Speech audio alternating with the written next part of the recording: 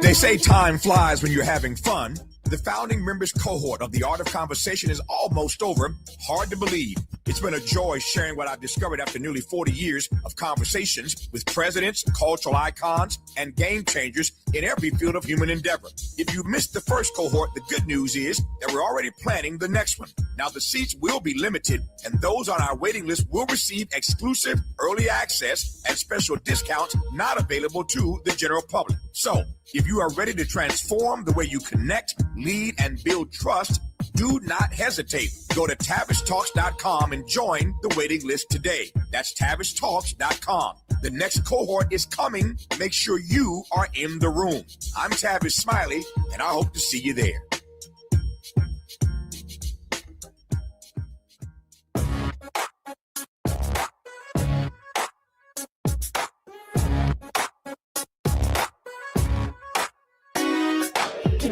Jackson Jr. Show. Oh, oh, oh, oh, oh, the Jesse Jackson Jr. Show. Oh, oh, oh, oh, the Jesse Jackson Jr. Show. Oh, oh, oh, oh, oh, the Jesse Jackson Jr. Show. Oh, oh, oh, oh, come on and talk with me. Come on and listen to me. Come on and talk with me. Come on and listen to me. KBLA. Talk 1580, download the app.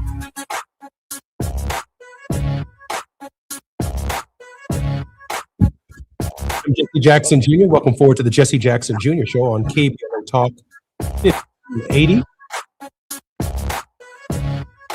It's Tenacious Tuesday on our show, and therefore our regular contributor, Liz King, is here with us. Liz, welcome forward to the Jesse Jackson Jr. Show.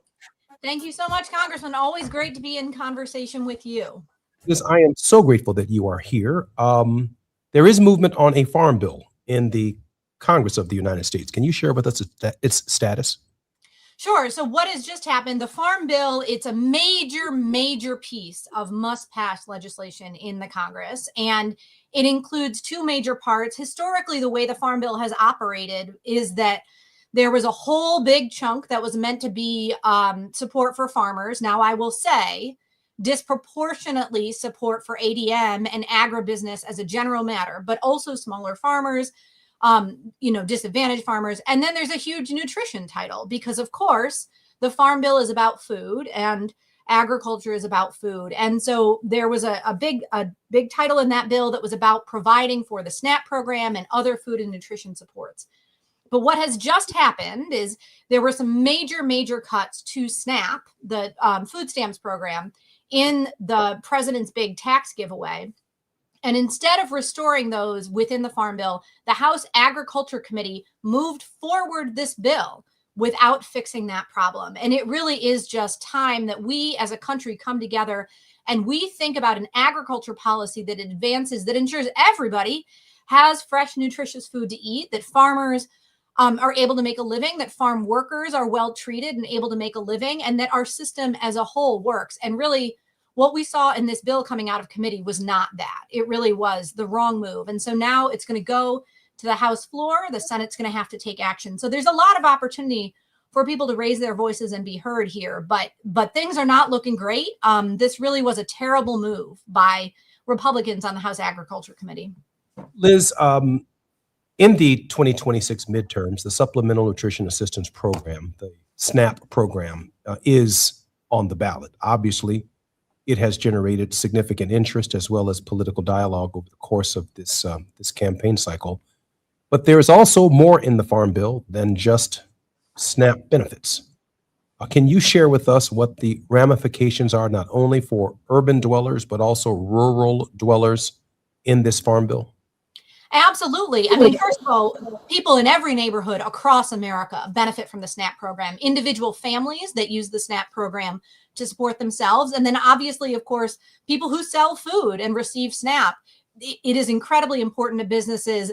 You know, one of the things we often see in the politics of the Farm Bill is that Walmart is one of the biggest players because Walmart receives so much of that SNAP money.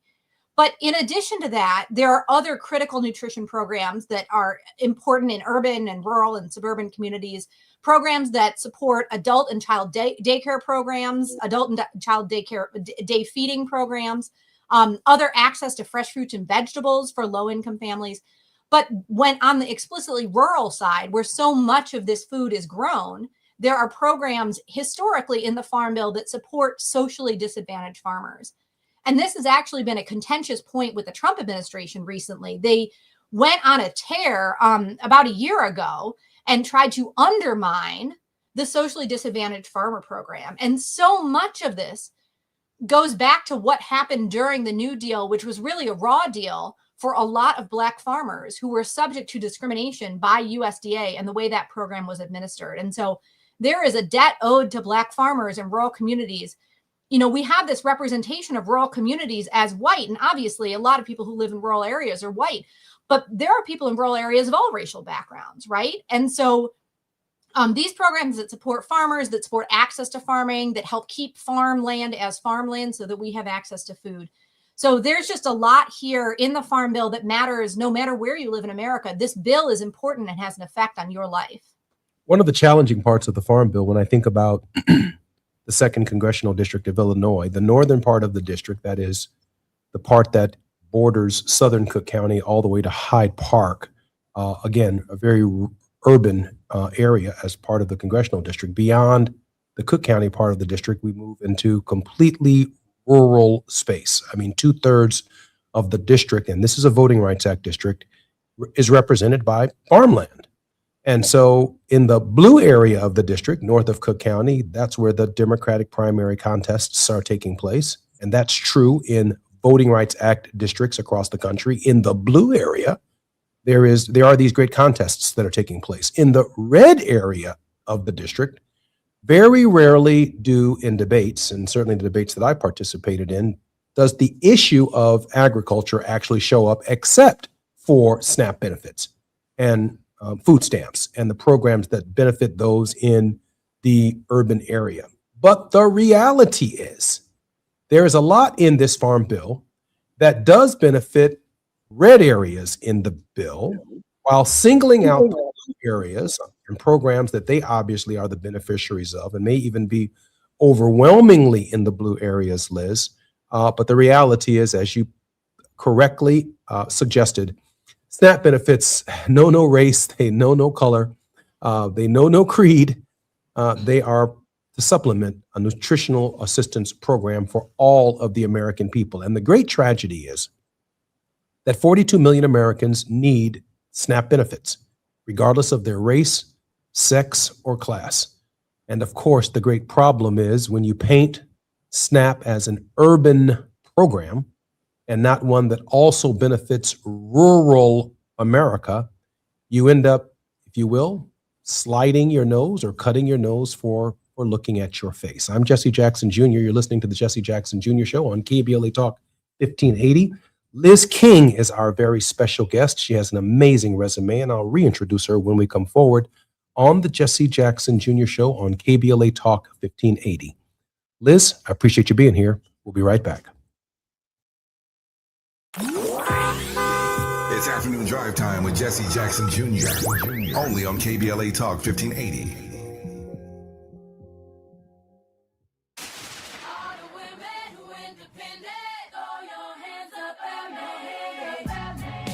This March, we're turning up the volume on the women who changed everything. KBLA Talk 1580 is proud to celebrate Women's History Month, honoring the trailblazers, truth tellers, and game changers who shaped our world, our culture, and our community. From the freedom fighters to the firsts, from the boardroom to the front lines, from the unsung to the unforgettable, all month long, we're celebrating the stories, the voices, and the conversations that remind us that women, Black women, have always led the way.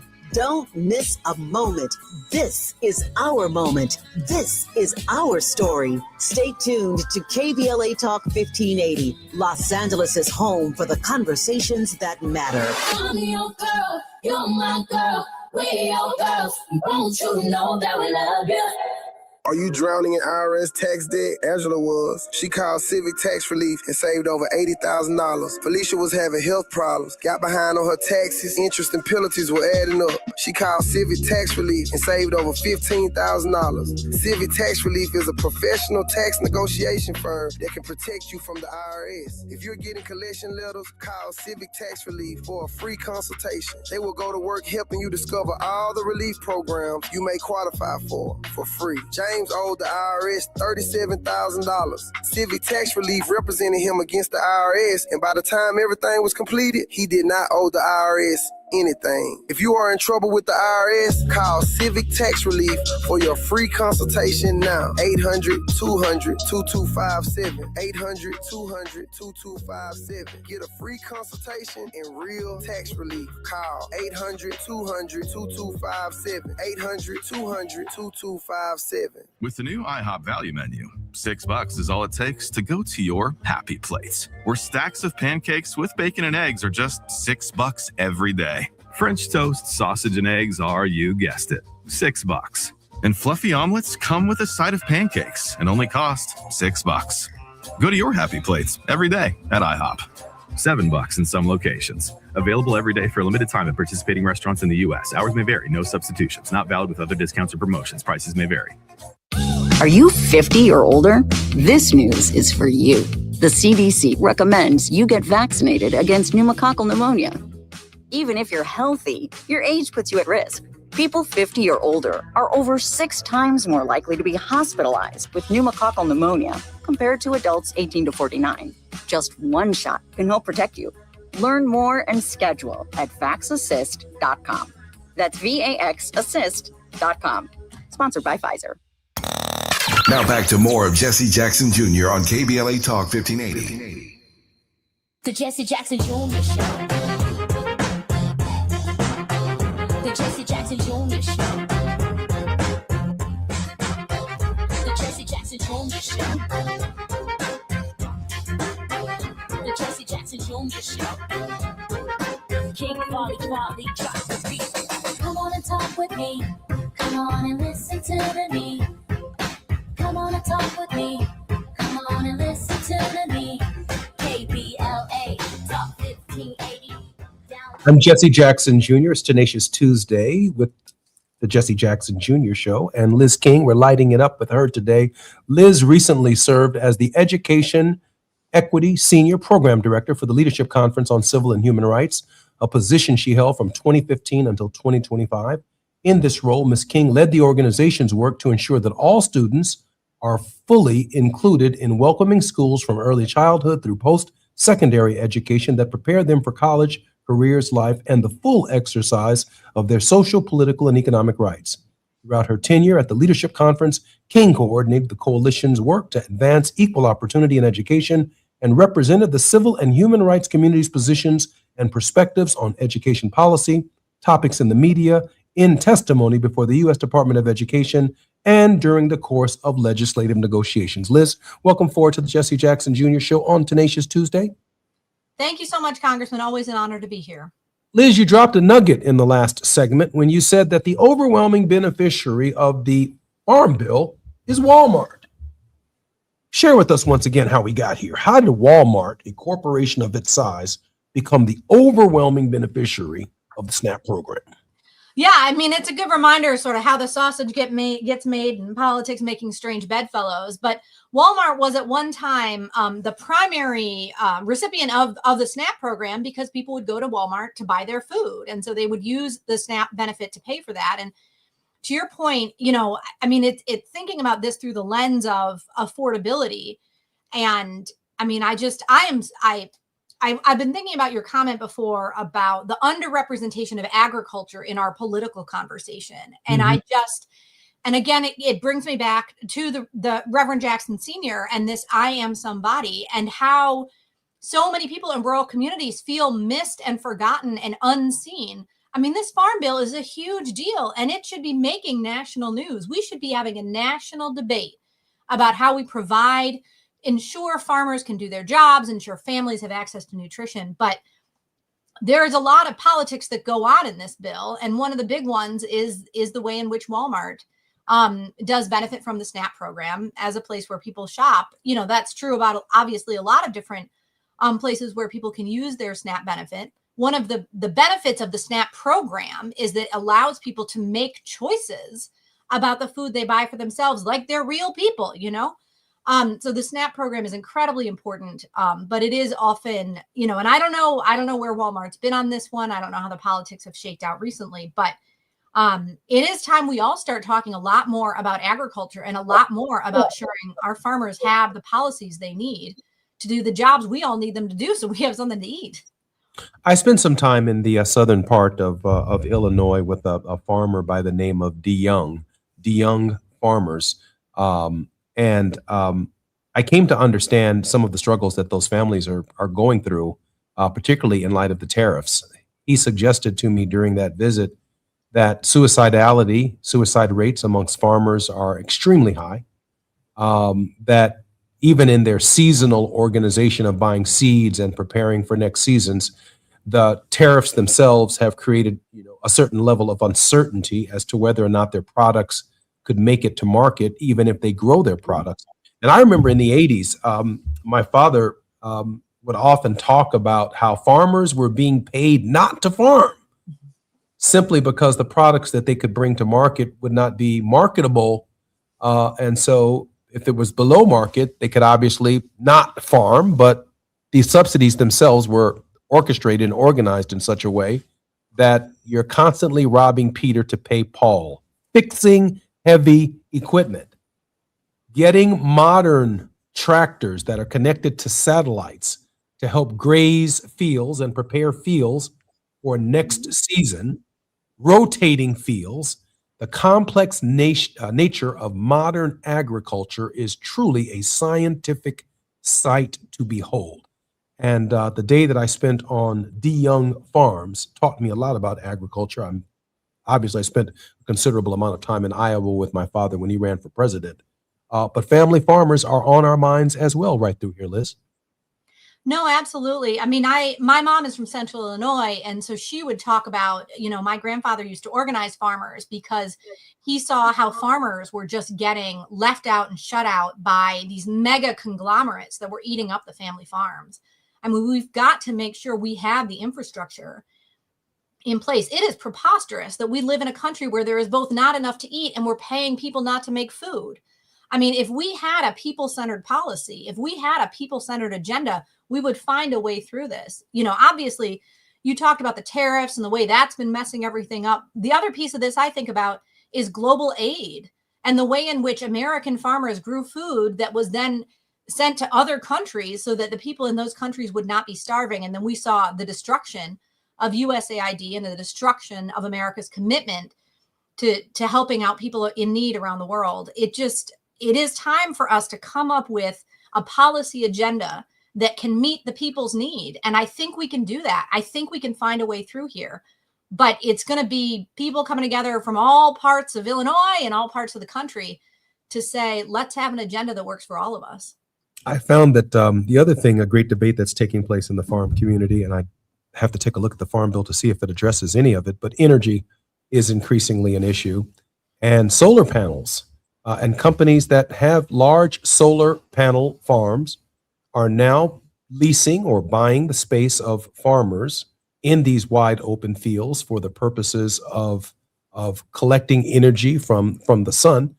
But these are great political debates at the local level in farming communities, because taking farmland out of production for the purposes of creating energy is an extraordinary debate. And it'd be very interesting to see whether or not Republicans and Democrats in the Congress offered any relief to these communities that are struggling as a result of that. I can't wait to read the Farm Bill. Listen, Liz, what's next? So the next big question is that this bill is going to go to the House floor, and we'll have to see. I mean, I certainly, if any of your listeners have a stake in this, they have thoughts about this to share with their own member of Congress, now is the time to do that. We're going to see what happens on the House floor. We'll see what happens in the Senate. Part of the dynamic here is that the Senate is overrepresent sort of large rural states, where these mega commodity crops are grown. And so a lot of the time the politics get all kind of jumbled up in that too. The underrepresentation of urban voices in the Senate is a part of this dynamic as well. But I mean, absolutely, to your point, because every day is Black History Day, thinking about George Washington Carver and thinking about science and innovation in the context of agriculture, and how can we make sure that doors to educational opportunity, University of Illinois has historically been an incredibly important institution for agricultural sciences. So how do we make sure that the youth of today have access to the kind of education that will help them solve these problems of how do we produce food and energy for our bodies and energy for our homes on the same land in ways that respects the dignity, well-being, and livelihood of all of the people involved in our food production process. So a lot more to come on this farm bill. I think the step one, though, is we've all got to be talking about this. We cannot let, agriculture policy is not a niche issue. All of us eat, and many of us are responsible for food production. And, I think we'll have to see what happens next. But so much of the problem is that this happens in a vacuum. It happens kind of behind closed doors. It happens with just a few big moneyed interests. And the people need to get involved in setting these agriculture policies. And we need to do it now. Let's talk about that for a minute. Why is it that the Farm Bill has not been pressed forward in the media for the attention of the American people? It's a good question. And I think to the same reason that people don't think of the 2nd Congressional District of Illinois as a rural district, I think rural communities have been left behind and forgotten in all kinds of ways. I think have a really caricature idea of who lives in rural communities. Rural communities are incredibly diverse. I don't know if it's just the way, again, going back to your father, but so much of this is just about the way that the richest people get to make the decisions about what we all know and what we all care about and what we all understand is going on. And I think, we've got to find a way, on some level, the rise of Trump, they talk about as being the result of the resentment of rural communities that were left behind, that did not feel represented by the political elite around them. And it is time to ensure that our politics are inclusive. And that is going to mean making sure rural communities are seen and heard in ways they haven't been before. Liz, are there any costs associated with the passage of the Farm Bill? What kind of money are we talking about outlaying in the budget? Oh, that's a good question. I don't know the latest dollar amounts, but it gets very, very expensive. And part of the way that this works, to your point, it costs a lot of money to pay people not to grow food. So what usually happens in the Farm Bill debate is that people start fussing about costs, and where they make the cuts is on the nutrition side of the ledger. Of course, they don't go for the commodity subsidy cut the commodity subsidies. They cut the nutrition title. So it is very expensive. There's a lot in here that benefits all different kinds of communities. You want to talk about the price of eggs, let's talk about what's in the Farm Bill. Let's talk about the safety of the American food supply. And let's talk about the conditions of the people who grow the food, the conditions of the people who pick the food. Part of the debate happening right now is this idea that you're going to deport the people who pick the food, when we've created a situation in which it is not economically viable for people with real economic opportunity to pick the food, because we create a situation in which it is so challenging and with such little pay. So, lots of money being thrown around here. We'll have to see what the final tally is on this bill, but this is not a cheap endeavor by any means. Liz, does the Farm Bill at all touch immigration, given that so many seasonal workers come across the border for the purposes of helping and assisting in farm-related industries? Does any of it touch upon immigration, and is there a pathway to citizenship for those who do come this way through the Farm Bill? No, certainly this Farm Bill does not recognize the humanity or expand legal protections for people who pick the food, whether that's working protections for people who do their jobs exposed to pesticides and dangerous farm equipment. We've seen the Trump administration has made repeated cuts to supports for migrant families. So these are families that follow the crops. We have, this is Robert Kennedy Sr. put in some really important programs around migrant and seasonal Head Start and migrant and seasonal migrant education program within the elementary and secondary education program. So there are really important education programs that support migrant families that have been cut by this administration, undermined by this administration. And that is exactly now it's a mix of folks coming through, here with a bunch of different statuses. You have U.S. citizens, you have people here with papers and without. But certainly this part of our agriculture policy has to be a humane policy that treats fairly and with dignity the people who are playing that role in the system so that we all have something to eat. Liz, let me ask a final question before we come forward. It just feels to me like immigration enforcement occurs in urban areas, but where migrant workers are here assisting the U.S. economy in the form of agricultural workers, there seems to be a different approach by DHS when it comes to these workers, some of whom are here legally, some of whom are here illegally, suggesting that the partisan nature of what is being enforced is profoundly limited to urban areas while ignoring rural areas. Now, I'm not suggesting that ICE should start going farm to farm looking for people. I'm not saying that at all. But I am saying in the final analysis, a comprehensive policy on the question of migrant labor, on the question of immigration is still in front of us, even as we debate the Farm Bill. Well, we have seen mass enforcement. I mean, there are chicken plants in Mississippi and pork plants in Mississippi where there was enforcement actions. The entire workforce was gone, and it gutted the community. It gutted the economic life and well-being of the community. These are longtime residents of those communities. Now, those were not migrant workers, but they were factory workers, and they worked in factories preparing chicken and preparing hogs to be eaten. So we have seen some of this rural enforcement, but I think, and we're seeing stories come out of California and the Southwest about crops not getting picked because people are too scared to go to work, and for good reason. But I think what you're hitting on is so much of the immigration policy happening right now is a terrorism strategy. It is designed to evoke fear. And the way to do that is in full visibility of other community members. And so I think we're not seeing that as much in rural communities because it is hidden from you. And I think we are seeing that in urban communities because it is a terrorism strategy. It is a strategy to cause terror. It is to cause collateral harm above and beyond the individual people who are being hurt. So it is time for a humane policy across the board that recognizes the dignity and worth of every human being.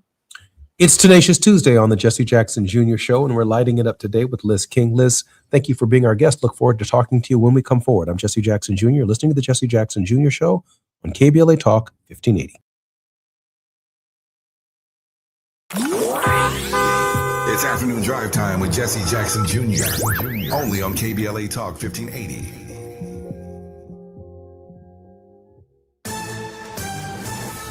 I'm Esther Dillard with BIN News Now. Airport security wait times are causing headaches for many travelers as the partial government shutdown continues. At Houston's Hobby Airport, these airline passengers say the security line went out the door and to the garage. We tried to allow a little more than 3 hours to get here. I've been waiting in line for about 2 hours now. The shutdown has left most of the Department of Homeland Security, including the TSA, without funding since mid-February. Charles Sonny Burton will no longer face execution in Alabama after Governor Kay Ivey commuted his death sentence to life without parole. Black prisoner had been scheduled to die this Thursday. Ivey says carrying out the execution would have been unjust because Burton did not pull the trigger in the 1991 killing. And Black ESPN personality Stephen A. Smith says he's putting his presidential aspirations to bed. Get BIN News Now on demand 24/7 on the iHeartRadio app. Visit Hard Rock Casino Tejon for the $500,000 Luck of the Irish BMW drawing. Drawings every Thursday in March. Hard Rock Casino Tejon, the closest casino to downtown LA. The excitement starts here at the new Hard Rock Casino Tejon. This is the KBLA Sports Minute with Ray Richardson. Lakers star Luka Doncic was fined $50,000 by the NBA for making an inappropriate and unprofessional response to referee Trey Maddox during Sunday's win over the New York Knicks. Doncic rubbed his fingers together in a money gesture when he was charged with a foul. Doncic was attempting to draw an offensive foul. Maddox called the foul on him. Doncic needs to be careful. He already has 15 technical fouls this season. One more would lead to a one-game suspension without pay. LeBron will likely be a game-time decision for tonight's game against Minnesota. LeBron has missed the last 2 games with an elbow injury and a sore hip. Something for Lakers Nation to think about. The Lakers are 9-2 this season when Doncic and Austin Reeves have played in games without LeBron. Draw your own conclusions. Just something to give some thought to. No debates, no speculation, just the info you need. That's your KBLA Sports Minute. I'm Ray Richardson. More news, opinions, and conversation when we come forward on KBLA Talk 1580. Warning, evacuation in progress. Leave the building. It's a total takeover. That's what I want. On Friday, March 27th, KBLA Talk 1580 belongs to the women. Are you ready? All day long, from 6 in the morning to midnight, the mic belongs to powerful, accomplished women, and we are not letting go.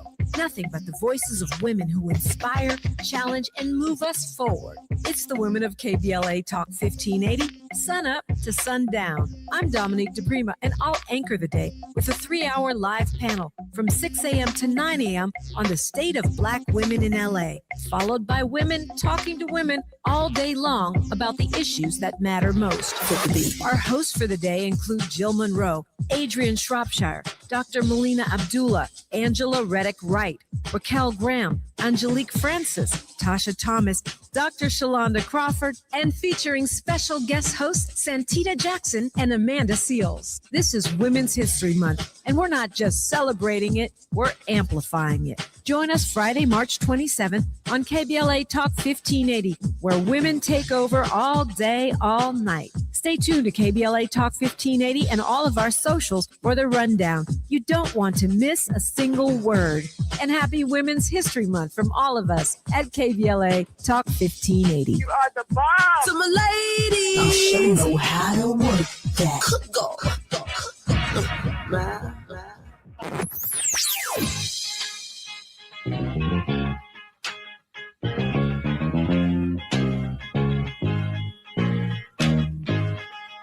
This is KBLA Talk 1580. Talk radio. That's music to your ears.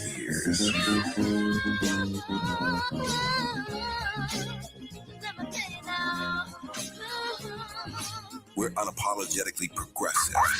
KBLA Talk 1580. Hey, can you blow up some balloons for Jack's party? I can't. I'm so congested. You need Sinex saline from Vicks. Sinex saline nasal spray? Yeah, just Sinex. Breathe. Sinex saline instantly clears everyday congestion associated with colds and year-round allergies with a gentle, ultra-fine mist that's no mess and easy to control. Daddy, we need more balloons. On it. Enjoy life's important moments without congestion. Try Sinex saline from Vicks. Just Sinex. Breathe. Use as directed. I move mountains for a living. Literally.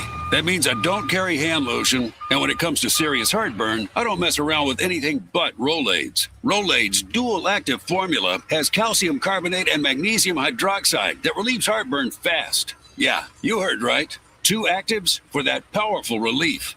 And the best part? The roll fits right here in my pocket, so I can get back to moving mountains. Rolaid spells powerful relief. Reach label. Use as directed. Keep out of reach of children. KBLA Talk 1580, connecting you with the world. African Focus Incorporated is a community-based organization whose mission is to bring Africans and African Americans together, lead charitable initiatives on the motherland, and educate people from all walks of life on the beauty, legacy, and opportunity of Africa's 54 nations. And it's that time once again when African Focus is teaming up with KBLA Talk 1580 for our 8th annual African Focus Trailblazers Tour. Travel with us in 2026 when we're headed to the Southern African nations of Zambia and Botswana for a historical, cultural, and vacation tour led by me, Dominique DePrima, Cultural Ambassador for African Focus Incorporated. Enjoy luxurious accommodations, conscious fellow travelers, shopping, adventures, cultural tours, wildlife safaris, and a giant waterfall, one of the world's 7 wonders, along with a chance to be of service at an orphanage on the continent. Become an AFI trailblazer by exploring the motherland with a nonprofit organization that has members in Africa and America to help roll out the red carpet for you, and together we'll make a difference and have fun doing it. For more information, visit africanfocus.org or call 310-676-7300. That's 310-676-7300 or africanfocus.org. Whether it's stateside or exploring the diaspora, we're with you every step of the way. African Focus and KBLA Talk 1580. Come go with us. You're listening to Jesse Jackson Jr. on KBLA Talk 1580. The Jesse Jackson Jr. Show. The Jesse Jackson Jr. Show.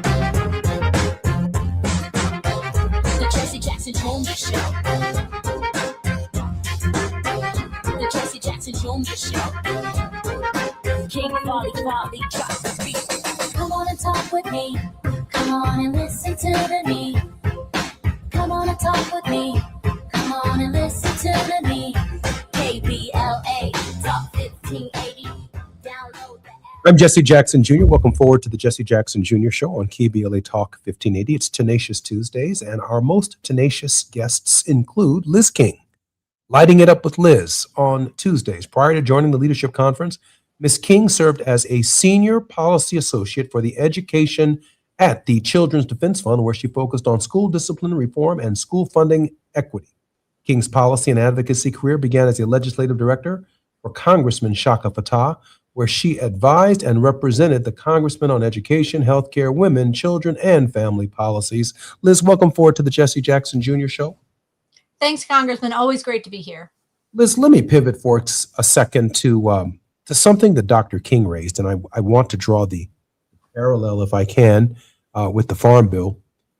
It says in his speech, Beyond Vietnam, that he was gravely concerned that initial efforts at eradicating poverty in the United States, which had made significant progress, that he was deeply concerned that resources needed to implement those programs at home were now being shifted to a foreign war abroad, and he could no longer remain silent. I think and feel that way about Venezuela. I think and feel that way increasingly about Iran. I think and feel that way about the ongoing genocide in the Gaza. I feel increasingly that resources that should be used on domestic programs like fully funding a farm bill are being used for wars abroad, wars that we cannot afford, wars that are not sanctioned by Congress. Liz, am I making a mistake in my analysis, or are we looking at the same analysis when it comes to domestic priorities versus military spending? No, I think you're absolutely right. I mean, that one of King's most prescient speeches there in that speech, it was given exactly 1 year before he was murdered, which is a point that Reverend Lawson always makes. I think, in that speech, he talks about every bomb dropped in Vietnam, which could be every bomb dropped in Iran, is taking food out of the mouths of children and families in the United States. It's taking housing, it's taking education away. And we are being told on the one hand that this country does not have enough money to ensure dignity and an opportunity to thrive for everyone who lives here. And yet we have enough money to use robots to kill people in countries all over the world without a declaration of war. And I think it is just so awful that this is not even a trade-off of, are we feeding people in Mexico? Are we feeding people in the United States? This is, are we killing people in Iran? Are we blowing up infrastructure in Iran, or are we building infrastructure in the United States? And are we supporting the people in the United States? I think it is absolutely time to call this out and call out the consequences of this expensive, costly war by every dimension. It is morally indefensible, and it is taking our lives and our treasure that we can ill afford. Absolutely, Congressman. I think now is the time to talk about that. Whatever became of the Republican initiatives in Congress to pass a balanced budget? It seems that we've blown holes in it with the big, beautiful bill. And now these undeclared wars certainly represent huge expenditures that could not have been contemplated not a month ago, not 2 months ago, let alone 6 months ago. They've got to be busting the nation's budget. No, absolutely. I think it points to the insincerity of that talk. And it is a way of avoiding saying the quiet part out loud, which is a hierarchy of human lives and a belief that some people are entitled to dignity and support and some people are not. I remember there was this moment with Barney Frank, like September 12th or something of 2001, where Barney Frank says on the House floor, we didn't have all this money on September 10th. I mean, it's somehow this country always finds more money for more wars and then is out here pinching pennies and saying we can't have full service community schools that ensure children have access to after school programs and school-based health centers. We can't have, we have to cut Medicaid. We have to cut Medicaid and take healthcare away from people because we don't have the money. And yet somehow there's always more money for more wars. I think, it's time to talk about what are the values? What is the morals of our budget conveying? What are we saying about who and what we value? And it is, this illegal, immoral war is going to cost us in all kinds of ways. Not least of which is we're going to get told again that there isn't money for housing programs. There isn't money to ensure people have safe work with dignity. And it's just terrible. It's just terrible. I want to share with our listeners what the irony and the hypocrisy of it all is. There is no talk in the Congress of the United States about Donald Trump and MAGA Republicans busting the federal budget. There's zero talk. No one is saying that this is outside of the budget. But when Hakeem Jeffries becomes Speaker of the House in the next term of the Congress of the United States, he will be held to a balanced budget standard for anything that leaves the Congress of the United States. And that's included in if he is even able to advance a budget that is voted on by the entire House and or supported by the House. For us, we have to balance the budget. But when it comes to Donald Trump and MAGA Republicans, there is a massive deficit spending priority program for their objectives and for their desires that's really inescapable. And this is what Dr. King meant in the I Have a Dream speech when he said, America has issued us a promissory note that has come back marked insufficient funds, but we refuse to believe that the great vaults of opportunity of this nation are bankrupt. In other words, we refuse to believe that when it comes time for fixing healthcare for all Americans and providing schools of equal high quality and cleaning up the environment and putting the American people to work, that the U.S. government suddenly, Liz, decides to become a penny-pinching machine that can drop $4 million Tomahawk missiles on the people of Iran, to the tune of at least 150 of them have been shot in the last week or so. Liz, I do want to pivot when we come forward. I know we have about a minute on your thoughts about what's taking place in the Middle East right now and whether or not you see a way out. Liz, an initial thought. I'm sorry, I'm being told right now that we have to move forward. So I'm thinking, Liz, that there is a relationship between what's being spent in the Middle East at the same time that we have a farm bill and other enforcement bills that are necessary in the Congress of the United States are not being advanced because each of these bills comes with their own budget and their own priorities that are outside the scope of what Republicans have been advancing over the course of this 1 year and 2, maybe 3 month period that Donald Trump has assumed his term.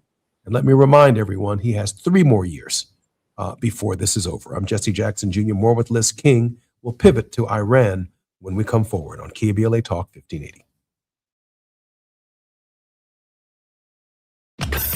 While you're stuck in traffic, we can at least bring you up to speed on the news of the day. You're listening to Jesse Jackson Jr. only on KBLA Talk 1580.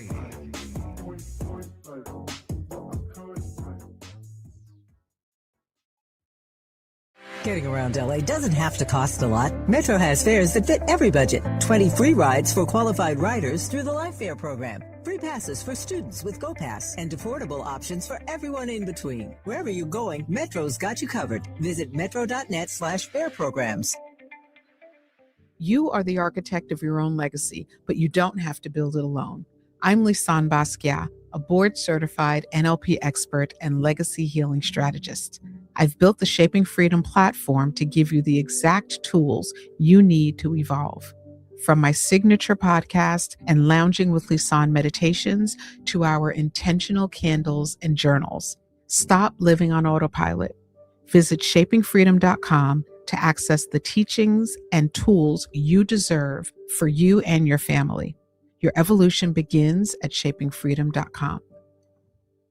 Protect yourself from Medicare card scams. Scammers may call, email, or even knock on your door claiming they need your Medicare info, asking for money or threatening to cancel your benefits. Don't fall for it. It's a scam. Remember, Medicare doesn't need to verify your information. They already have it. Medicare won't charge you for a new card and will never threaten to cancel benefits. Check your Medicare statements for suspicious charges and report scams to the California Senior Medicare Patrol at 1-855-613-7080. We're here to help.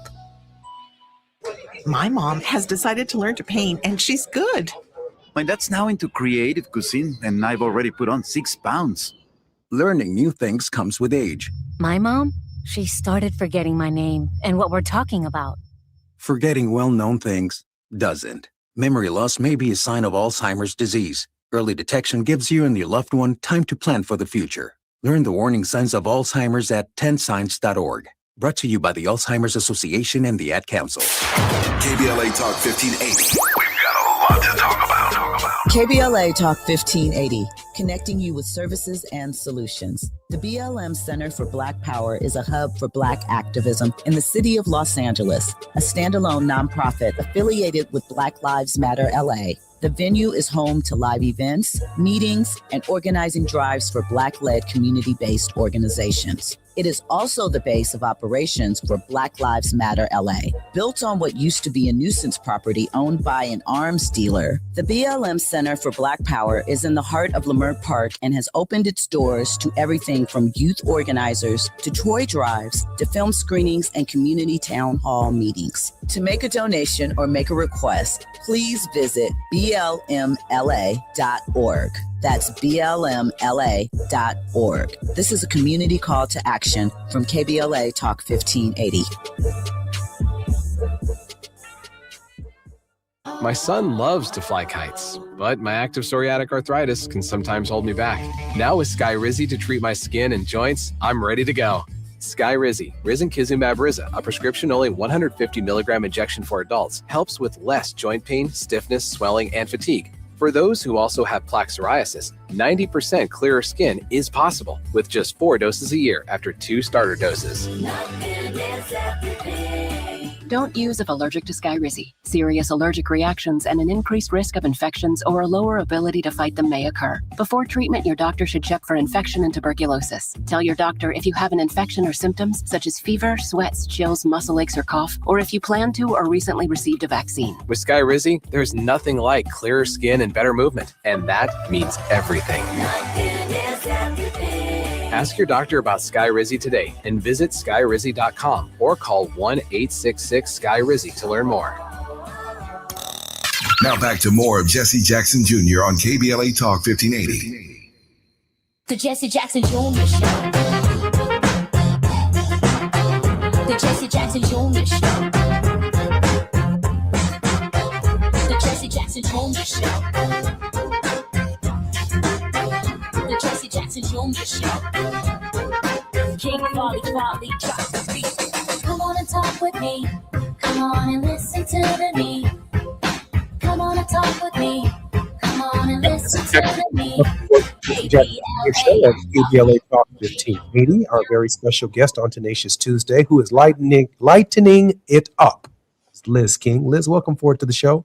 Thank you, Congressman. Always appreciate the conversation. Liz, this is, of course, our final segment. I have a quick question for you, however, that might require a significant part of the time that we have remaining. Iran, another undeclared war. There are already significant casualties, civilian-based casualties unrelated to any threats to the United States, no articulable mission for the United States' involvement in Iran at this hour.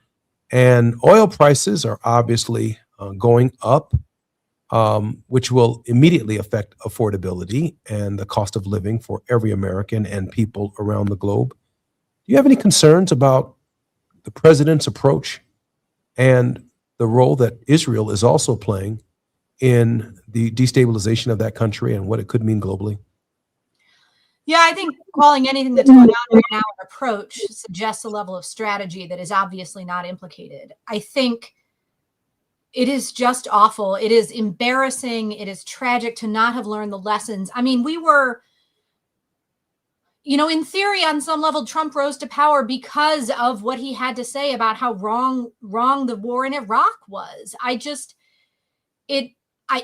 We're going to start hearing the awful stories of the consequences of the U.S. military personnel who run the drones, who, may be stationed in Florida, but it is their job to kill Iranians, and the damage to their soul and their personality that comes from having that kind of responsibility to be involved in such an illegal and immoral action. I think, going back to what King told us about the triple evils of racism, militarism, and economic exploitation, we see in what is happening in Iran, we see precisely the convergence of those three evils. We see a complete and total disregard for Iranian human life. And let alone, we saw the disrespect shown by President Trump to U.S. service members who have already lost their lives. And, there's not even a pretense that there will be a democratic transition in Iran. There is obviously no regard or interest for the well-being of the people of Iran or their sort of democratic self-determination about their own leadership. The role of the state of Israel here, we're hearing all sorts of different versions of this. None of them are good. None of them suggest a support for democracy or human rights or human dignities or a commitment to the life and worth of any human being on this planet. It is a very, very terrible time. And I don't know where we go from here. I don't know how we get out of this. The question is going to be entirely whether or not and at what point members of Congress will assert their responsibility, authority to protect the American people, to protect the Constitution, because what we're seeing right now is an unconstitutional effort to make life in America harder, to make Americans less safe, and to ruin our reputation on the world stage. Not to mention just the awfulness that is happening to the people of Iran, the people of Venezuela, and everywhere this president is engaging in reckless military action. It looks like Iran is doubling down on this conflict as preemptive, as wrong, as taking out their religious leadership as well as their political leadership. Have you given any thought, or have the American people or the administration given any thought to the long-term consequences of Americans abroad and Americans in the United States in terms of the anxiety associated with the way Iranians have historically fought these kinds of fights? Absolutely. This war is making Americans less safe. I think that is unambiguously true. And we're hearing that represented in all sorts of ways. The idea that any of us should be in a position of agreeing with the Iranian regime about anything. These are not good people. These are not people who believe in democracy or equal opportunity or non-discrimination or commitment to justice. That said, war is not the answer. Why must we learn this lesson over and over and over again? Why must so many people pay with their lives for us to learn yet again that war is not the answer? War is never the answer. And yes, it is. You're going to create a situation in which terrorism becomes a reasonable response to a situation that why would you create the situation that would provoke the rationality of such a cruel and inhumane way of engaging and advancing your aims? I think, we saw the horrible, horrible costs by every dimension of the Iraq war. And I would be shocked if we don't see the same thing here again. War is never the answer. It is never the answer. Liz, I'm so grateful for your participation in our show. This has been a fairly extraordinary week for me. As you know, this week I buried my father. But I can't stop reflecting upon the role that he would play in these international ventures in trying to bring people to people together beyond the stagnated or stalemate that exists between government to government communications, that he would take an ecumenical group of Muslims, Christians, and Jews to meet with Israeli leadership, Muslims, Christians, and Jews to meet with Iranian leadership and find out if there was common ground to break through the morass of talk, of no talk and confusion and war. And I'm thinking in this moment about the absence of even the facilitation on both sides of the idea of diplomacy and peace. Maybe in your word of hope, Liz, since there are 3 minutes left in our program, you can talk about the vital need for peace at in this hour in our world. I think I've been thinking about what your father would say, and I am thinking about what it would mean to have a policy that supports and uplifts the dignity and the life of every person. And we know that all Iranian lives have value, all rural American lives have value, all urban American lives have value, all Colombian fishermen's lives have value. And I think we would be reminded that what we have in common, no matter where we are, no matter where we live, is a belief in the opportunity to support our families, to live peaceably side by side with our neighbors. I think now more than ever is a time for all of us to come together to say what is right and what is wrong, to say what we know to be true, and to be honest about our commitment to building, to go back to Dr. King again. They said, well, Dr. King, aren't you just integrating into a burning house? And he said, well, we'll all have to become firemen. And I think now is the moment. We're going to have to take your father's legacy, and we'll all have to become firemen. We'll all have to find ways to be peacekeepers in our own communities. We'll have to find ways to be peacekeepers in the world. If our leaders won't lead, it is up to the people to do the work. We will find a way, and we will find a way to do it, because there is no other choice. This is an existential question.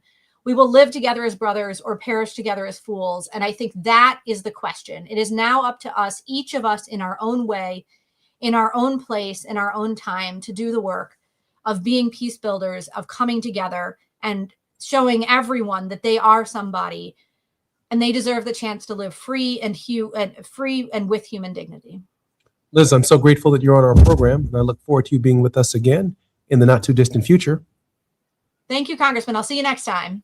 Look forward to it as well. Liz King is one of the best and brightest policy chiefs, negotiators, engagers, and thinkers in the nation today. And I'm grateful that she joins us on the Jesse Jackson Jr. Show on Tenacious Tuesdays. So grateful to Liz King for her leadership, for her sensitivity, for her seminary training. Her training is in religion and has a degree in that space. And so there's tonality, and there's spirit, and there's commitment, her lifelong commitment to young children, her lifelong commitment to social policy, and the betterment of all of the American people.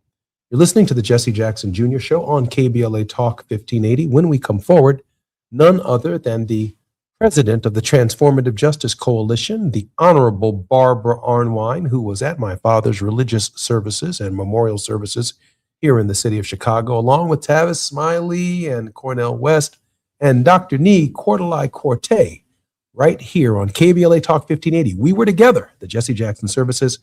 Looking forward to our conversation with Barbara Arwine when we come forward. KBLA 1580 Santa Monica. I'm Esther Dillard with BIN News Now. Airport security wait times are causing headaches for many travelers as the partial government shutdown continues. At Houston's Hobby Airport, these airline passengers say the security line went out the door and to the garage. We tried to allow a little more than 3 hours to get here. I've been waiting around for about 2 hours now. The shutdown has left most of the Department of Homeland Security, including the TSA, without funding since mid-February. Charles Sonny Burton will no longer face execution in Alabama after Governor Kay Ivey commuted his death sentence to life without parole. Black prisoner had been scheduled to die this Thursday. Ivey says carrying out the execution would have been unjust because Burton did not pull the trigger in the 1991 killing. And Black ESPN personality Stephen A. Smith says he's putting his presidential aspirations to bed. Get BIN News Now on demand 24/7 on the iHeartRadio app. Visit Hard Rock Casino Tejon for the $500,000 Luck of the Irish BMW drawing. Drawings every Thursday in March. Hard Rock Casino Tejon, the closest casino to downtown LA. The excitement starts here. at the new Hard Rock Casino Tejon. This is the KBLA Sports Minute with Ray Richardson. Lakers star Luka Doncic was fined $50,000 by the NBA for making an inappropriate and unprofessional response to referee Trey Maddox during Sunday's win over the New York Knicks. Doncic rubbed his fingers together in a money gesture when he was charged with a foul. Doncic was attempting to draw an offensive foul. Maddox called the foul on him. Doncic needs to be careful. He already has 15 technical fouls this season.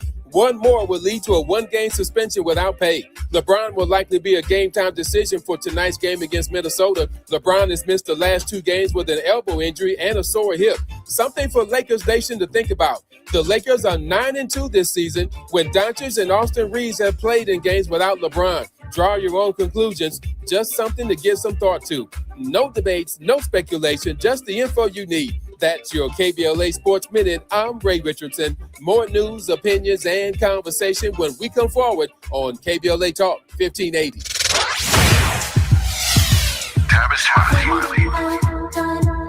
They say time flies when you're having fun.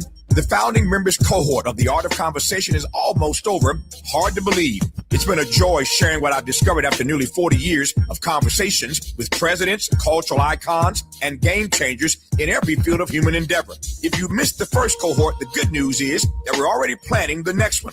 Now, the seats will be limited, and those on our waiting list will receive exclusive early access and special discounts not available to the general public. So, if you are ready to transform the way you connect, lead, and build trust, do not hesitate. Go to TavisTalks.com and join the waiting list today. That's TavisTalks.com. The next cohort is coming. Make sure you are in the room.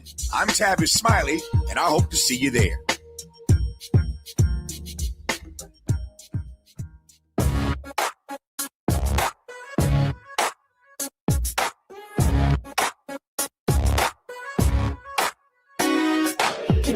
Jackson Jr. Show.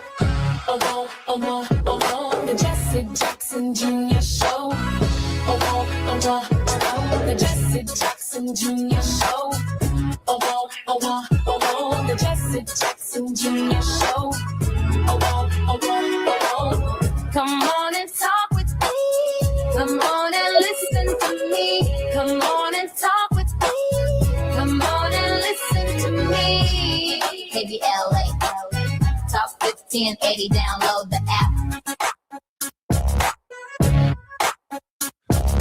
Jackson, welcome forward to the Jesse Jackson Jr. Show on KBLA Talk 1580, the nation today, and almost just host, the president of the Justice Coalition joined us in this hour. Barbara Arwine, on behalf of the Transformative Justice Coalition, traverses the entire United States, from the Supreme Court to the House of Representatives to the administration, to different states within the Union, from Selma, Alabama to Montgomery. Barbara Arwine is one of the most creative thinkers in social justice in the nation, also responsible for her participation in the No Kings movement, in the idea that maybe we will have a general strike as Americans to kind of shut down the tyranny of Donald Trump and this administration. I don't think she needs really an introduction, maybe other than what do you think about a countdown, G?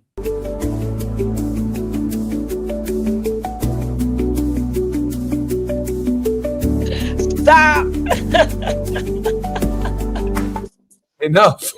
Barbara Arwine is with us. Ready, folks? Here we go, folks. Barbara, what should we be talking about today? Your president. Y'all's president. that madman sitting in the White House. Barbara, I'm still trying to wrap my mind around this conflict in the Middle East without the support of Congress and Mike Johnson and Republicans in the Congress just rolling over for the president to do what he wishes in the global community. What is it, 9 countries that we've attacked since the And think about this, $5 billion spent in the first 2 days of this Iran war. $5 billion. $5 billion. We got hungry people in this country. We got schools falling apart in this nation. We have people who are homeless in this nation. We spent $5 billion on 2 days of war. How do you justify that? I mean, this is coming close to the most expensive at this pace. Within just 2 months, it could be one of the most expensive conflicts we've ever engaged in the history of warfare. It's outrageous. That's just how much money they are spending, and that's how quickly they are spending it. And that's what nearly $1 trillion appropriated by the Congress of the United States did, as the U.S. military budget now essentially exceeds $1 trillion a year. I think at the time that Dr. King warned us, and I'll have to Google this, I'm not quite sure, but I think I'm right. I think at the time King talked about the military-industrial complex, the budget of the military wasn't over $50 billion. My Lord. I think it was less than $50 billion. And Dr. King was complaining about a $50 billion military. Yeah. And now we're looking at $1 trillion, Barbara. It's outrageous. And the incompetence.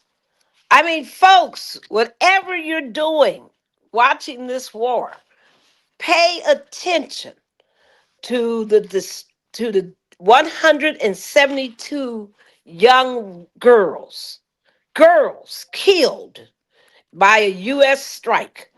And what is your president's response, y'all's president's response to the Americans having caused this?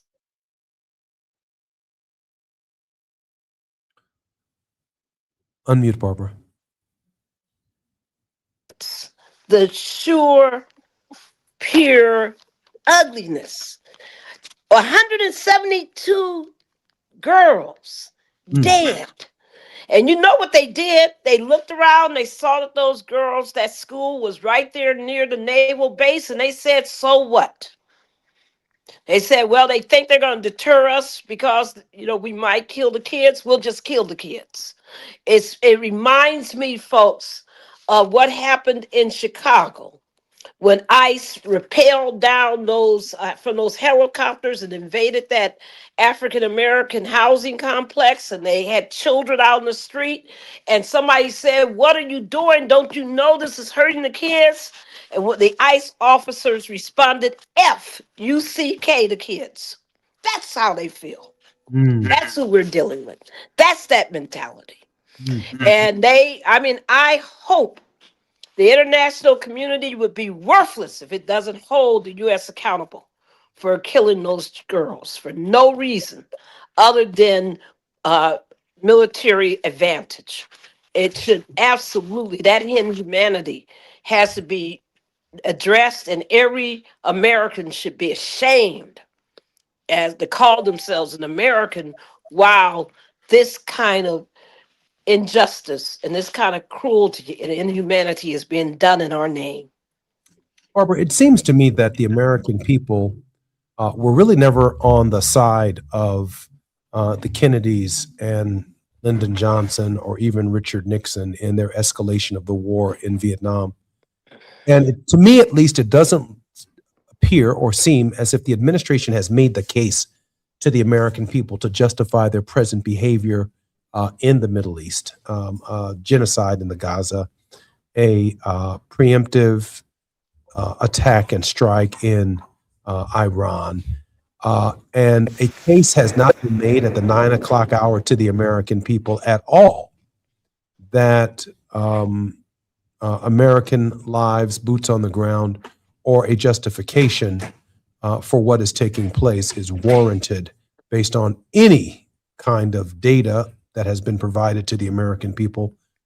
So we have a war here where the American people themselves have not given an assent to it and have not suggested in one way, shape, or the other that they are even interested in the conflict. And we are 8 excuses in, right? eight justifications in that they keep shifting because they can't find solid ground to justify this. And we're suffering because of it. It's not just that we don't give our permission. The American people, have you looked at your your, if you got any 401ck's, if you got any retirement plans, if you got any investments anywhere, have you seen how they dropped?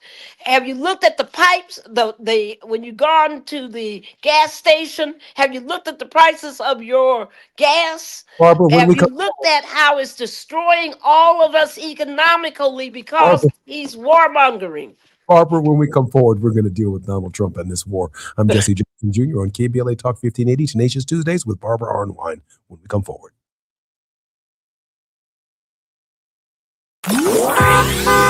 It's afternoon drive time with Jesse Jackson Jr. Only on KBLA Talk 1580.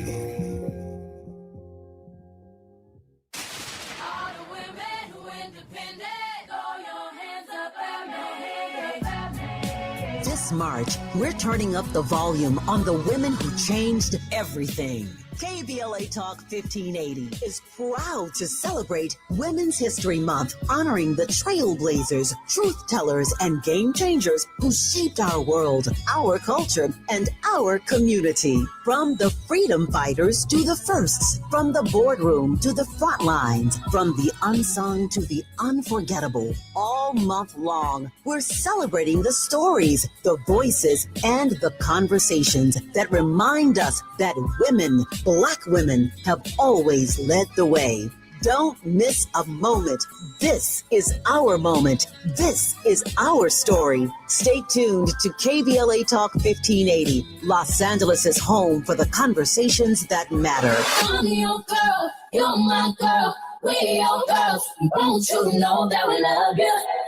Are you drowning in IRS tax debt? Angela was. She called Civic Tax Relief and saved over $80,000. Felicia was having health problems, got behind on her taxes, interest and penalties were adding up. She called Civic Tax Relief and saved over $15,000. Civic Tax Relief is a professional tax negotiation firm that can protect you from the IRS. If you're getting collection letters, call Civic Tax Relief for a free consultation. They will go to work helping you discover all the relief programs you may qualify for free. James owed the IRS $37,000. Civic Tax Relief represented him against the IRS, and by the time everything was completed, he did not owe the IRS anything. If you are in trouble with the IRS, call Civic Tax Relief for your free consultation now. 800-200-2257. 800-200-2257. Get a free consultation and real tax relief. Call 800-200-2257.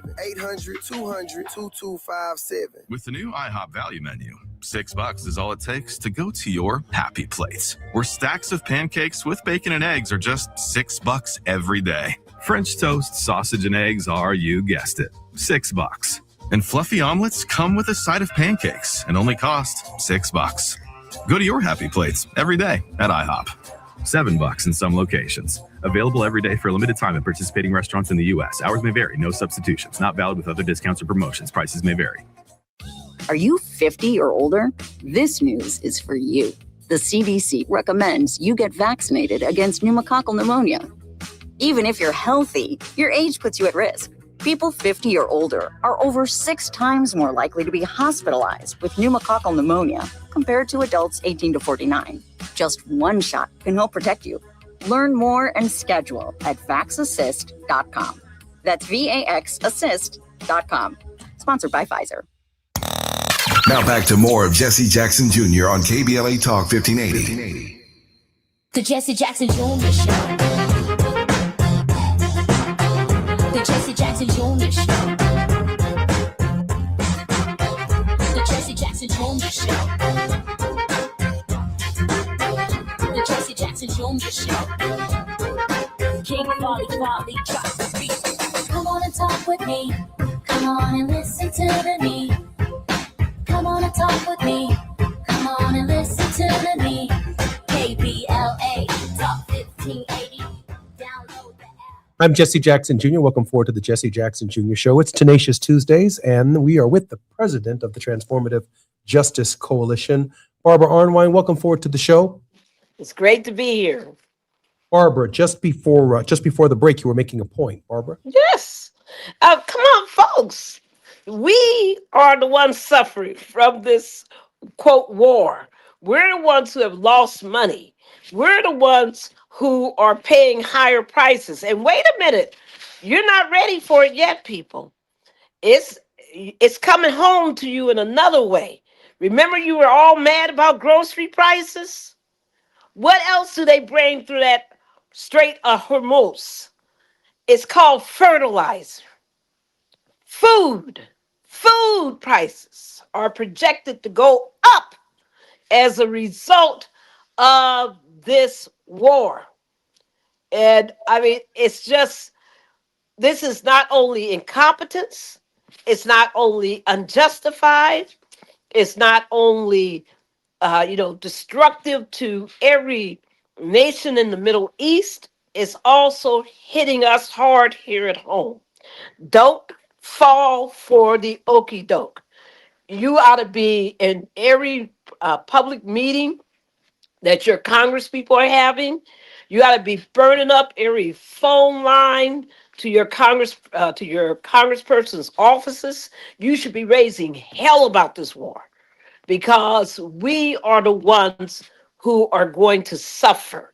Not to mention the diversion from our needs here in the U.S., our needs as people, here who are suffering in the U.S. This is absolutely absurd.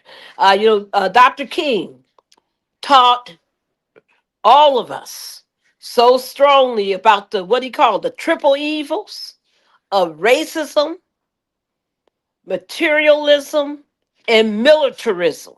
And those evils are still with us today, are they not, Jesse? Barbara, let me just add this. Oil-based products derived from refining crude oil include energy sources like, and these are just some of the things that are going to increase. Come on now, bring it. Gasoline, diesel, jet fuel. Along other side, nearly 6,000 everyday items. These range from petrochemical, plastics, synthetic fabrics, fertilizer, and lubricants to pharmaceuticals, asphalt, cosmetics, household cleaning agents, gasoline, diesel, aviation, heating oil, and propane.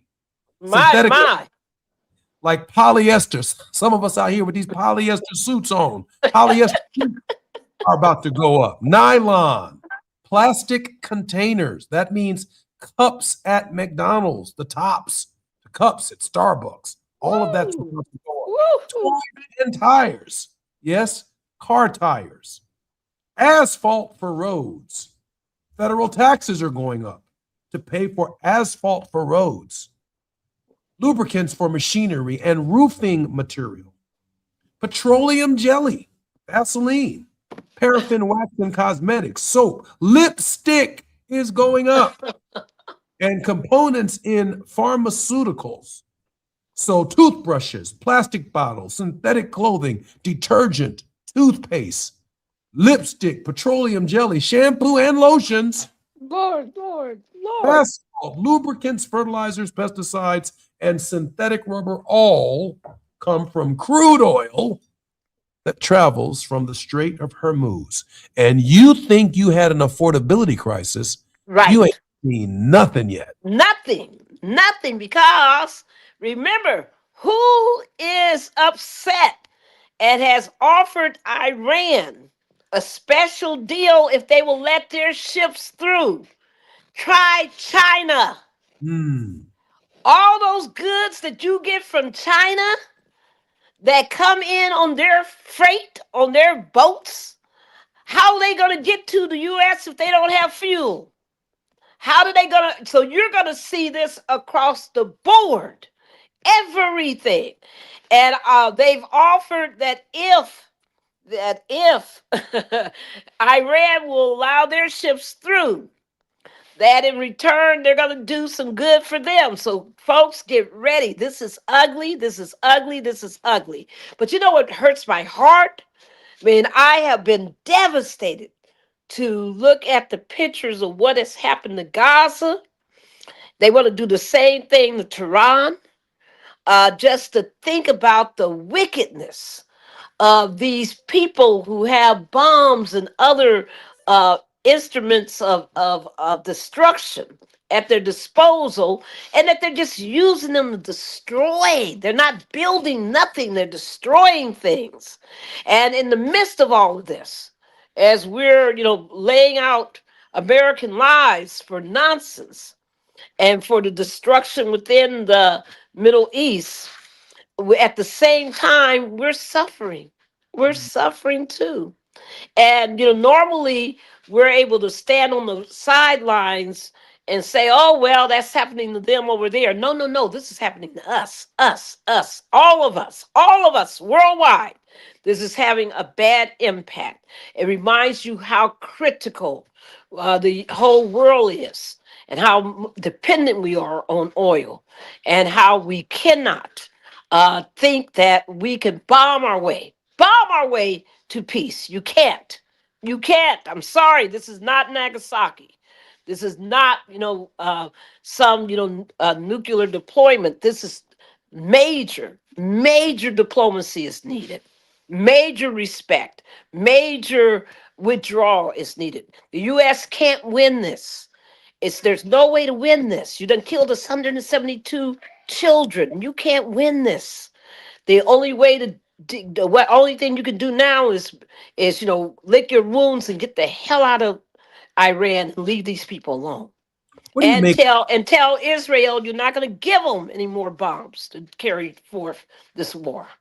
Barbara, what do you make of Israel's demand? At least I saw it on the news this morning that southern Lebanon should prepare for a mass evacuation. What does that mean? It's the same thing they did to Gaza. It's the Gazification of Lebanon. I mean, they've always wanted Lebanon. I mean, if you ever been, for those of us who have been to Israel, you see where, how it borders right on, Lebanon, and how, how tense those areas are. And there's always, remember, the other thing that's not getting a lot of press is all these Americans who are being arrested or killed right now as Israel is trying to expand its territory. They're killing American citizens, and they're jailing American citizens who are in Israel. So there's at least the Department of State has complained about it, but it still shows you how bloodthirsty Netanyahu is. And he's bloodthirsty. I'm sorry, people. There's something really wrong with him. When you hear his talking about how he wants to bomb this and destroy that, there's something sick in that mind. I'm sorry. And I just think that, this is an unworthy leader, just like we have one. Barbara, why haven't we heard from the international peace, how shall I say it, governmental organizations like the United Nations? What is taking so long for the condemnation to emerge on the Iranian question? Is it that the Iranians have been bad actors in the terror space? I agree with Liz King from the last hour that, we're not necessarily talking about very warm, credible, likable people. There are people engaged in terror throughout the world. But in this moment, it seems like a growing identification with some of their causes because of the way in which Donald Trump is prosecuting this effort. Let me be perfectly clear. I am against Iran and its support of terror, from Hamas to Hezbollah to any form of terror that Iran has sponsored. But the way in which America is approaching this, I find it deeply troubling from a PR perspective. Well, the claim that there was some kind of immediate threat to American interests. Listen, we've always gone by the mantra of an injustice anywhere is a threat to justice everywhere. So the Iranian terrorism, absolutely has to be denounced and has to be looked at. But you don't make anything right by having two wrongs. And here we go we're not just doing two wrongs, we're doing bomb-laden wrongs. that have it resulted in what your president's talk about unintended consequences. That he didn't foresee that Iran might attack Qatar, didn't foresee that Iran might attack Saudi Arabia, Dubai. Never saw that, he claims. And then all you can say is, what kind of intelligence did you have? I mean, anybody studying that region knows how volatile it is, knows that that is even beyond the region. I just mentioned China, didn't I? And the whole Russian. I mean, one other thing that's come up recently is it shows you how fragile all diplomacy is, because it's come out recently that all of this very precise, precision-based drone attacks and other attacks that Iran has been launching against other nations, including U.S. military bases and facilities, they don't have the satellite technology to do that kind of precision-based war. So where are they getting it from? Russia. Our alleged ally, Russia. So I just, that's what all the intelligence units are saying. It's coming from Russia, which just shows you again, what the hell are we doing in Ukraine? Why are we, making all of these concessions to Russia while it is helping to destroy our military bases in the Middle East? I mean, what's going on, folks? I mean, this is why Congress is needed. These are the kinds of questions Congress needs to be looking at. And in the absence of Congress, you got a madman just doing what he wants to do, playing, toy soldiers, playing I don't know what kind of games, these games, they're video games they think they're playing, but they're killing people. They're destroying our long-term interests. And yes, people, you saw it.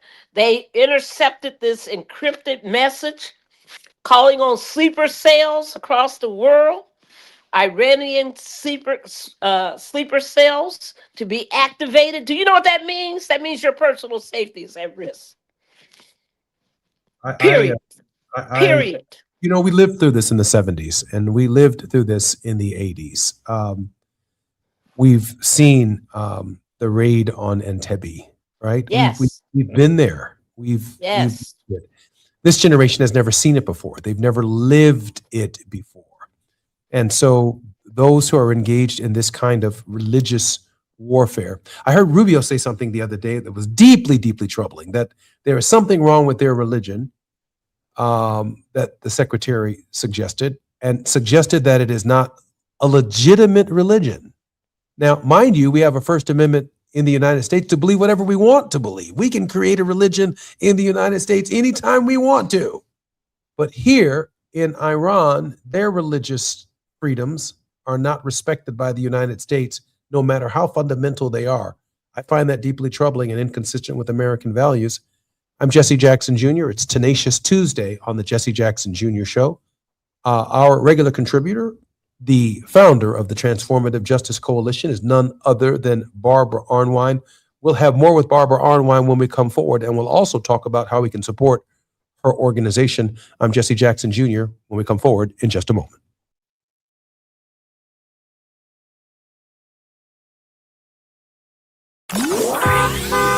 It's afternoon drive time with Jesse Jackson Jr. Only on KBLA Talk 1580.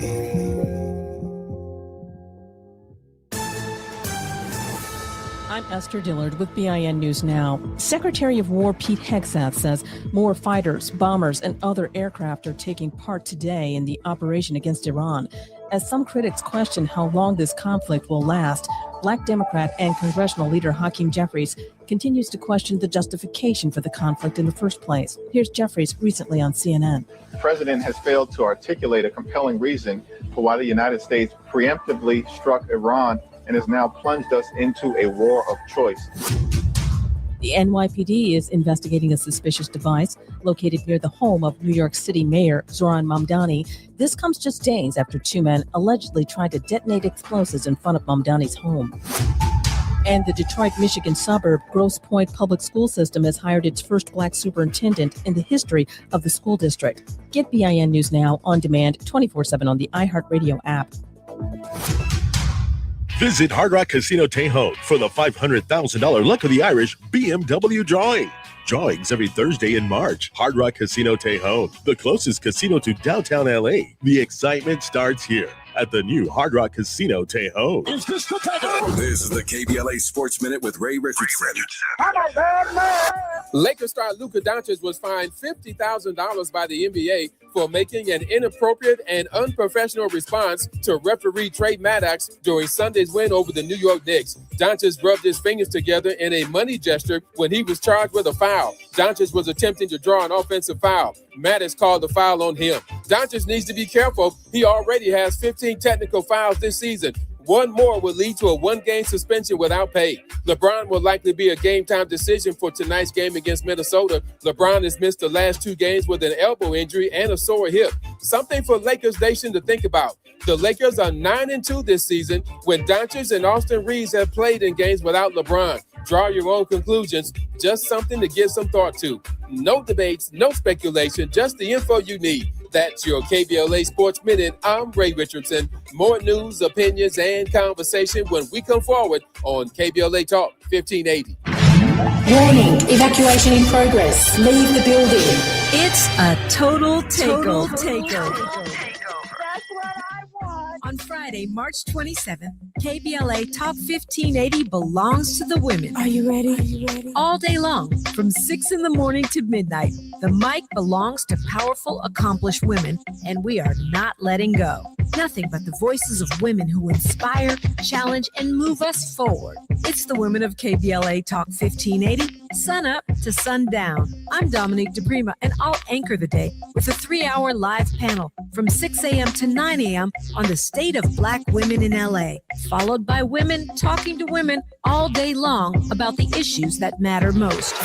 Our hosts for the day include Jill Monroe, Adrian Shropshire, Dr. Melina Abdullah, Angela Reddick Wright, Raquel Graham, Angelique Francis, Tasha Thomas, Dr. Shalonda Crawford, and featuring special guest hosts Santita Jackson and Amanda Seals. This is Women's History Month, and we're not just celebrating it, we're amplifying it. Join us Friday, March 27th on KBLA Talk 1580, where women take over all day, all night. Stay tuned to KBLA Talk 1580 and all of our socials for the rundown. You don't want to miss a single word. And happy Women's History Month from all of us at KBLA Talk 1580. You are the bomb. To my ladies. I'll show you know how to work that. Go.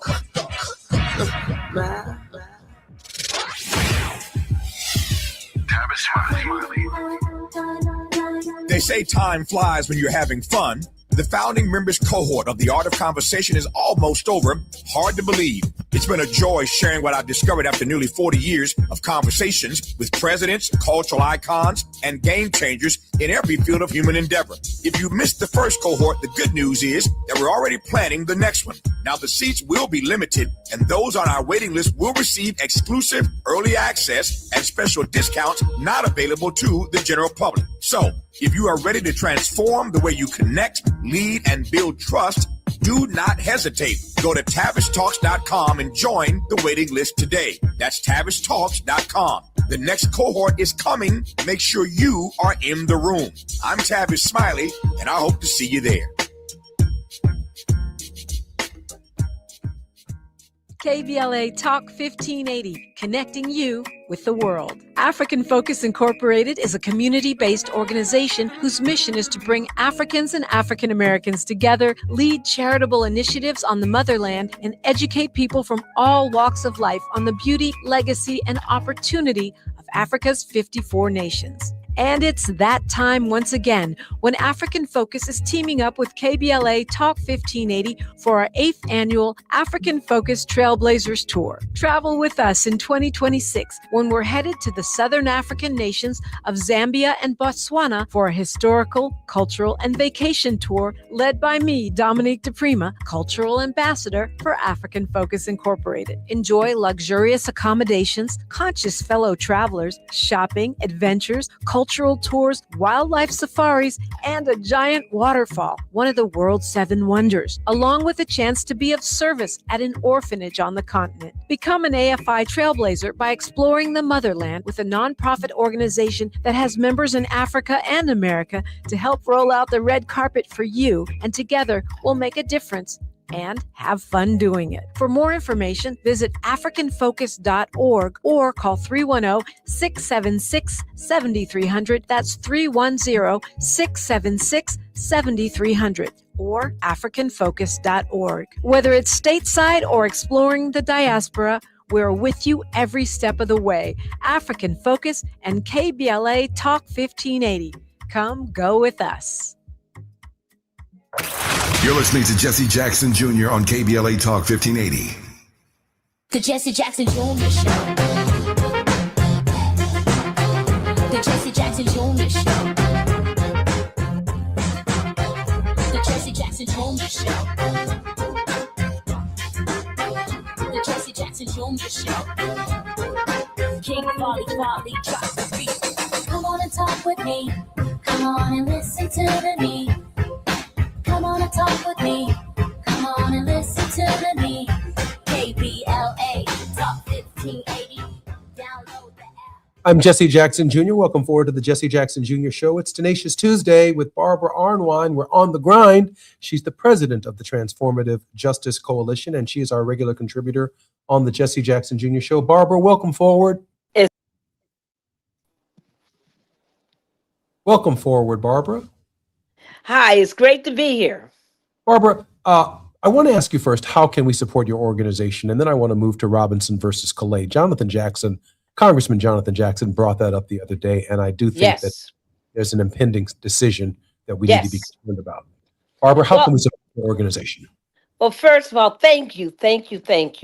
And for anyone who would love to make a contribution to help the work of the Transformative Justice Coalition, you can go to tjcoalition.org. tjcoalition.org is our URL for our website. And let me just tell you, whatever you